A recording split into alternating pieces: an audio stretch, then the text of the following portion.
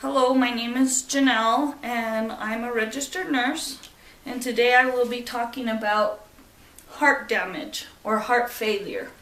It used to be called congestive heart failure because of the accumulation in the lungs and peripheral tissues. Now we just say heart failure, which is a progressive process of remodeling. And that process is a really vicious cycle. It causes chronic hypertension and myocardial infarctions. It also causes valvular heart disease, congenital heart disease, coronary artery disease, dysrhythmias, and aging of the myocardium. This disease process will change the size, shape, and function of the heart. So I made a poster board about the vicious cycle of heart damage. Early on, there won't be very many symptoms, but as the disease progresses, you are going to see heart damage with ventricular overload and decreased ventricular contraction. Then the heart will try to compensate by increasing the heart rate, giving you tachycardia, ventricular dilation, and myocardial hypertrophy, which is enlargement of the heart. The heart will do this so that it will try to compensate, which gives less cardiac output, decreased renal perfusion, and increase of sodium retention. It also increases osmotic pressure, and when that happens, it increases the ADH.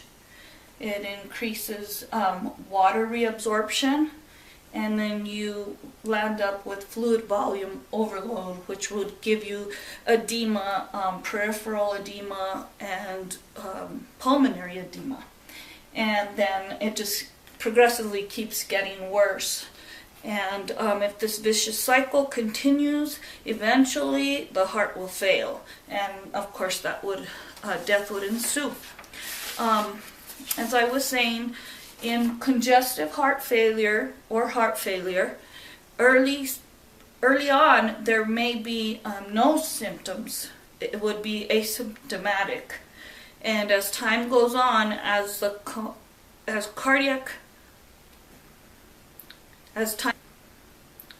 time goes on, as cardiac performance decreases, there will be an increase of ventricular or atrial pressures, which reduces systolic ejection.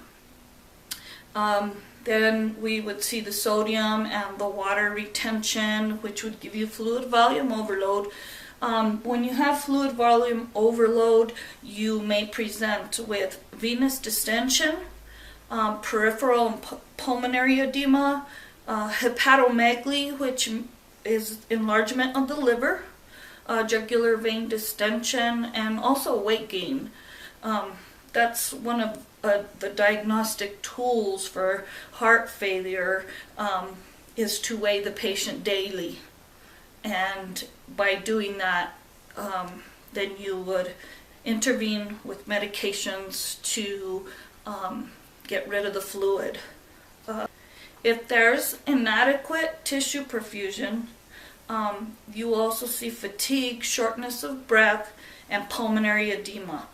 The patient would probably also present with exercise intolerance.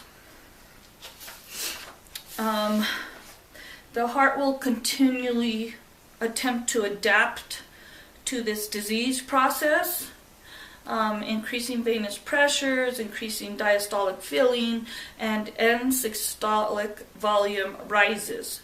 The heart will expand, which is Starling's mechanism, to help with cardiac output, which will increase the stroke volume. If this is inefficient, then you will get the signs and symptoms that we talked about before. If this process is too much, then you will see severe pulmonary and peripheral edema, which probably would ensue to death. Natriuretic peptides release in the heart when the atria stretches.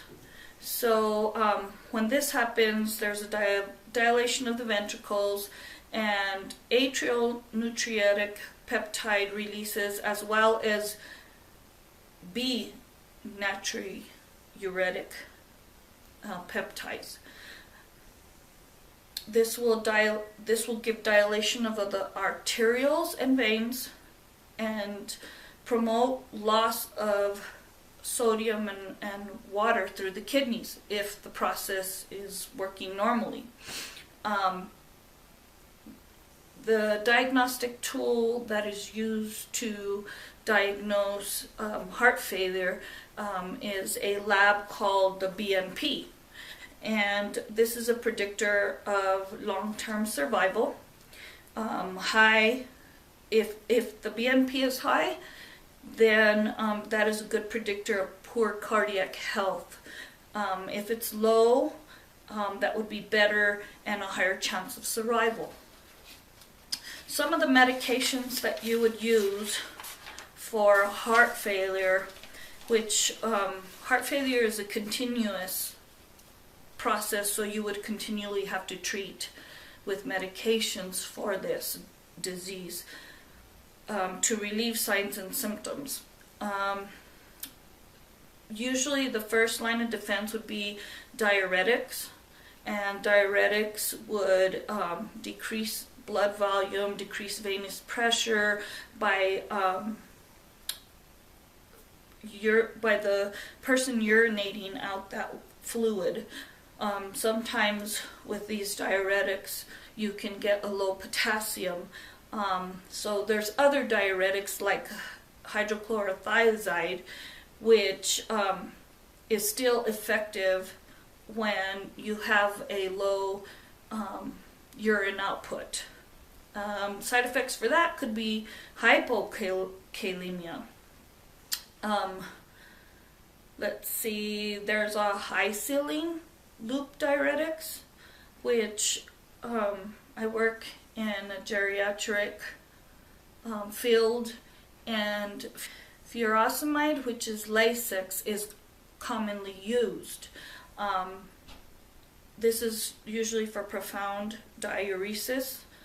It can promote fluid loss even when the GFR is low, and it works even if the patient has decreased cardiac output. Side effects from furosemide could be hypokalemia. If the patient is on digoxin, which is another medication that is used for heart failure, it could increase the risk for digoxin toxicity. So you have to pay attention to that closely. This could also cause severe hypotension secondary to excessive volume reduction. There is also potassium-sparing diuretics that produce scant diuresis. Of course, side effects for that would be hyperkalemia. There are also ACE inhibitors and beta blockers that can be used for heart failure. There are 4 classes of heart failure, and these are from the American Heart Association. So stage 1 would be a high risk for heart failure with structural heart disease asymptomatic. That means you're at high risk for heart failure, but there's no symptoms right now. Stage B is structural heart disease without signs and symptoms. Stage C is structural heart disease with signs and symptoms. And the advanced stage, stage D, is advanced structural heart disease, marked with signs and symptoms of heart failure at rest. This would require special interventions a heart transplant or mechanical assist devices. And that would be it for my demonstration today of heart failure. Thank you.